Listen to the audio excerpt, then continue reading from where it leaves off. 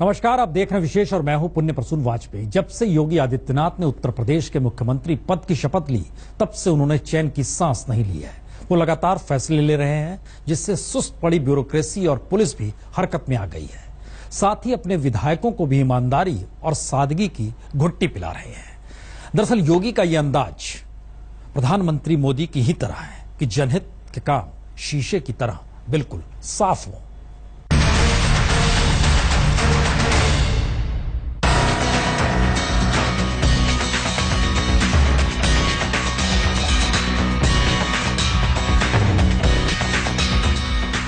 परिश्रम की पराकाष्ठा करूंगा, अपने लिए नहीं देश के लिए जीऊंगा।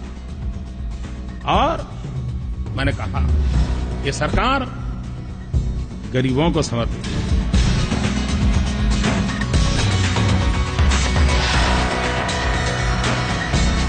प्रधानमंत्री नरेंद्र मोदी ने इस देश के सामने विकास के लिए मेहनत का एक ऐसा आदर्श रखा जो लुभाता तो बहुतों को है, लेकिन उस पर चलना आसान नहीं। उस मुश्किल रास्ते को चुना है उत्तर प्रदेश के मुख्यमंत्री योगी आदित्यनाथ ने। मोदी ने मुख्यमंत्री बनवाया तो योगी के लिए मोदी के सपने अपने हो गए। और मैं देखता हूं कि लोग साधु संतों को भीख नहीं देते, लेकिन मेरी पार्टी ने और हमारे प्रधानमंत्री ने उत्तर प्रदेश ही मुझे सौंप दिया है। सिर्फ गेरुआ लिबास ही योगी के सन्यासी होने की पहचान नहीं है। इससे आगे एक मंझे हुए राजनेता के रूप में वो राजनीति के हर दांव पेच को समझते हैं, और इससे भी आगे एक शासक के रूप में 24 घंटे परिश्रम करने का माद्दा रखते हैं, बिल्कुल प्रधानमंत्री मोदी की तरह। हम यहाँ मौज मस्ती करने के लिए नहीं आए हैं। हम लोग 18 से 20 घंटे कार्य करने के लिए आए हैं। जो 18 से 20 घंटे हम लोगों के साथ काम कर सकते हैं वही यहां रहे, अन्यथा लोग अपना रास्ता तैयार कर ले। 19 मार्च की दोपहर योगी आदित्यनाथ ने उत्तर प्रदेश की बागडोर संभाली। उसके बाद से वो एक बेहतर यूपी के मिशन में लग गए हैं। सबसे पहले सचिवालय में जाकर हर महकमे का काम काज देखा। पैदल ही पंचम तल तक गए, जहां मुख्यमंत्री कार्यालय है। फिर कानून व्यवस्था दुरुस्त करने के लिए पुलिस अधिकारियों की क्लास ली। शोहदों पर नकल कसने के लिए पहले दिन से ही एंटी रोमियो स्क्वाड को एक्शन में ला दिया। अवैध बूचड़खानों का धंधा चौपट कर दिया। अस्पतालों का बुरा हाल देखने के लिए खुद ही अस्पताल पहुंच गए। परीक्षाओं में नकल पर नकेल कस दी। ये तो सिर्फ झलक है, जबकि आगे के लिए प्लान काफी कुछ है। मोदी ने यूपी की जनता को एक बेहतर राज्य का सपना दिखाया था। योगी उसे सच करने की कसम खाते हैं, और इसकी शुरुआत योगी ने अपने विधायकों को कुछ बुनियादी नसीहतों से भी कर दी है। आपको याद होगा कि प्रधानमंत्री नरेंद्र मोदी अपनी पार्टी के सांसदों को बार बार जनता से जुड़े होने, संसद में मौजूद रहने, पोस्टिंग ट्रांसफर के खेल से बचने और संयमित बर्ताव करने की सीख देते हैं। गुरुवार को विधायकों की बैठक बुलाई तो योगी ने भी बता दिया कि सत्ता का अहंकार उनके सिर नहीं चढ़ना चाहिए। भारतीय जनता पार्टी की जो संस्कृति है उसके अनुसार सभी को रहना है, और जिस प्रकार से पिछली सरकारें अनावश्यक रूप से लाल बत्तियां हूटर लगा के चलती रही हैं, उस पर रोक लगाई जाएगी। और जो जिनको आवास अलाट हुए हैं उन्हीं आवासों में सब लोग रहेंगे। सबको शालीनता पूर्वक काम करना है, सबको क्षेत्र में रहना है, क्षेत्र की समस्याओं से सबको अवगत होना है, और उन समस्याओं पर सबको निराकरण करा के काम करना है।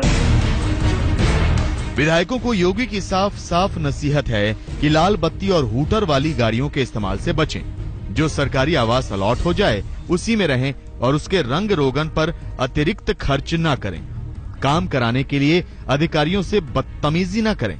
कानून कभी भी अपने हाथों में न लें। सोशल मीडिया के दुरुपयोग से बचें और महीने में एक बार काम के लिए सीधे मुख्यमंत्री से संपर्क करें। अच्छा, कुछ विधायकों को ये भी कहा गया है कि वो संयमित रहें, बर्ताव सही रखें, हूटर का प्रयोग न करें। बहुत सी गलत बात है।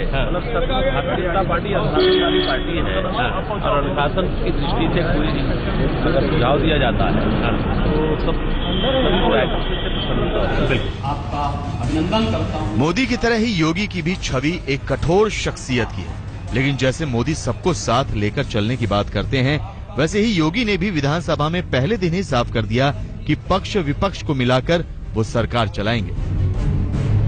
अब केंद्र और यूपी में एक जैसे नेतृत्व की सरकार है, इसलिए आप भी उम्मीद लगा सकते हैं कि अच्छे दिन आपके दरवाजे पर दस्तक देंगे।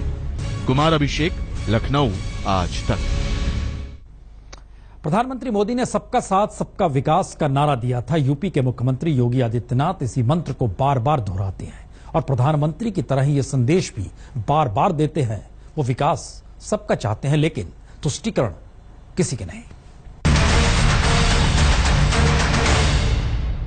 आदरणीय श्री नरेंद्र मोदी जी देश के यशस्वी प्रधानमंत्री के रूप में माननीय श्री नरेंद्र मोदी जी का, माननीय श्री नरेंद्र मोदी जी के नेतृत्व की सरकार की राह पर, आदरणीय नरेंद्र मोदी जी के नेतृत्व की सरकार बनने के बाद भारत के यशस्वी प्रधानमंत्री आदरणीय श्री नरेंद्र मोदी जी। मुख्यमंत्री बनने के बाद योगी आदित्यनाथ जब पहली बार गोरखपुर पहुंचे तो लोगों से सार्वजनिक मंच से बातें की 25 मिनट तक, और उसमें प्रधानमंत्री नरेंद्र मोदी का नाम लिया 14 बार। ये योगी पर मोदी की छाप को दिखाता है। गुजरात के मुख्यमंत्री रहते मोदी गांवों में ही कैबिनेट सजा लेते थे। वैसे ही योगी उत्तर प्रदेश की कानून व्यवस्था को दुरुस्त करने के लिए पुलिस वालों से सीधा संवाद साधने लगे। वाहनों की स्थिति क्या है यहाँ पे? जो पुलिस के पास जो वाहन है उनकी स्थिति क्या है? दो गाड़ियां हैं हमारे पास। एक मेन थाना जो इंस्पेक्टर की गाड़ी है सर, और एक सेकंड ऑफिसर की गाड़ी है सर। लग जाएगा मुंह में। 16 चौकियां हैं। हाँ। उसमें से 3 चौकियां गाड़ी है सर, और हर थाने में सर 100 की 2 गाड़ियां हैं जो थाने से संचालित होती है सर। राजनीति की चकाचौंध में बड़े बड़े अपने रास्ते से भटक जाते हैं, लेकिन 19 साल से लगातार सांसद रहे योगी आदित्यनाथ के लिए जिंदगी का फलसफा गेरुआ लिबास की सादगी में लिपटा है। मुझे मेरी पार्टी ने, हमारे राष्ट्रीय अध्यक्ष श्री अमित भाई शाह जी ने कहा कि आपको उत्तर प्रदेश जाना है, तो मैंने कहा मैं तो उत्तर प्रदेश से ही आ रहा हूँ। कहा नहीं, उत्तर प्रदेश में आपको कल ही मुख्यमंत्री का शपथ लेना है। मैं आपको आश्चर्य करूंगा कि मेरे पास उस समय केवल 1 जोड़े कपड़े थे। योगी के सन्यासी रूप में प्रधानमंत्री नरेंद्र मोदी का फकीराना अंदाज झलकता है, जिसके बूते वो खुद को सत्ता में होकर भी उससे दूर रहने का दम दिखाते हैं। ज्यादा से ज्यादा ये मेरा क्या कर लेंगे भाई? मैंने बताइए क्या कर लेंगे? अरे हम तो फकीर आदमी हैं, झोला लेके चल पड़ेंगे जी। गुजरात का मुख्यमंत्री बनने से पहले मोदी को कोई प्रशासनिक अनुभव नहीं था। वो तो कभी विधायक या सांसद भी नहीं बने थे। योगी भले 5 बार के सांसद रहे हों, लेकिन जब यूपी की कमान संभाली तो इनके बराबर भी सरकार में होने का कोई तजुर्बा नहीं था। लेकिन जब इरादे मजबूत हों और नीयत महान तो तजुर्बे की गंगा खुद ब खुद बहने लगती है। आपको याद होगा कि यूपी चुनाव के दौरान मोदी ने शासन के भेदभाव पर सवाल उठाया था। अब उसी भेदभाव के खिलाफ लड़ने की हुंकार योगी भर रहे हैं। भाइयों बहनों, गांव में अगर कब्रिस्तान बनता है तो गांव में स्मशान भी बनना चाहिए। अगर रमजान में बिजली मिलती है तो दिवाली में भी बिजली मिलनी चाहिए। अगर होली पे बिजली मिलती है तो ईद पर भी बिजली मिलनी चाहिए। भेदभाव नहीं होना चाहिए। उत्तर प्रदेश आज केंद्र की माननीय श्री नरेंद्र मोदी जी के नेतृत्व की सरकार की राह पर सबका साथ और सबके विकास की राह पर चलेगी। यहां पर किसी के साथ न जाति के नाम पर, न मत के नाम पर, न मजहब के नाम पर, न लिंग के नाम पर किसी प्रकार का कोई भेदभाव नहीं। विकास सबका होगा, लेकिन तुष्टीकरण किसी का नहीं होगा। इंसान में हिम्मत तब आती है जब उसकी निजी जिंदगी पाक साफ हो। 2014 के लोकसभा चुनाव के दौरान दिए हलफनामे में प्रधानमंत्री नरेंद्र मोदी ने अपनी सारी संपत्ति 1,65,91,582 रुपए घोषित की थी, जबकि यूपी के मुख्यमंत्री योगी आदित्यनाथ ने 72,17,674 रुपए। अब मोदी हो या योगी, दोनों ही योग की सनातनी व्यवस्था के जबरदस्त पैरोकार हैं। प्रधानमंत्री नरेंद्र मोदी ने दुनिया पर दबाव बनाकर 21 जून को योग दिवस घोषित कराया। अब योगी उसी रास्ते पर चलकर यूपी को सेहतमंद बनाना चाहते हैं। योग हमारी पुरातन पारंपरिक अमूल्य देन है। योग मन व शरीर, विचार व कर्म, संयम व उपलब्धि की एकात्मता का तथा मानव व प्रकृति के बीच सामंजस्य का मूर्त रूप है। भारत के हमारे प्रधानमंत्री जी ने योग के पीछे इस प्रकार का अभियान चलाने का उद्देश्य क्या था? जन्म जन्मांतर के और संपूर्ण ब्रह्मांड के उन रहस्यों को जानना है।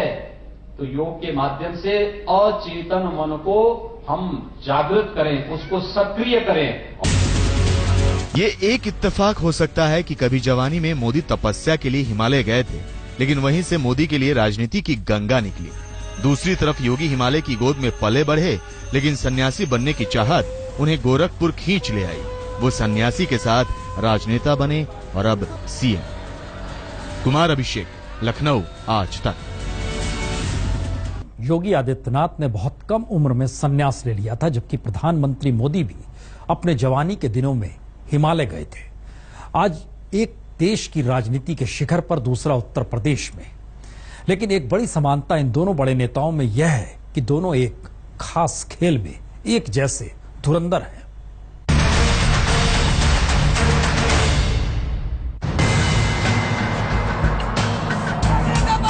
चाहे प्रधानमंत्री नरेंद्र मोदी हो या फिर उत्तर प्रदेश के मुख्यमंत्री योगी आदित्यनाथ, दोनों ने परिवार की चौहद्दी को तोड़कर अपने लिए समाज सेवा का अंतहीन आसमान चुन लिया। इन दोनों की खासियत एक जैसी है कि दोनों ही नवरात्र में एक जैसे ही 9 दिन तक व्रत रखते हैं। दोनों ही शानदार वक्ता हैं और अपनी बात बेबाकी से रखते हैं, और दोनों ही शानदार तैराक हैं। वैसे योगी आदित्यनाथ को तैरने के अलावा बैडमिंटन खेलना भी बहुत पसंद है, और जब भी मौका मिलता है वो रैकेट पर हाथ आजमा लेते हैं। आज तक ब्यूरो।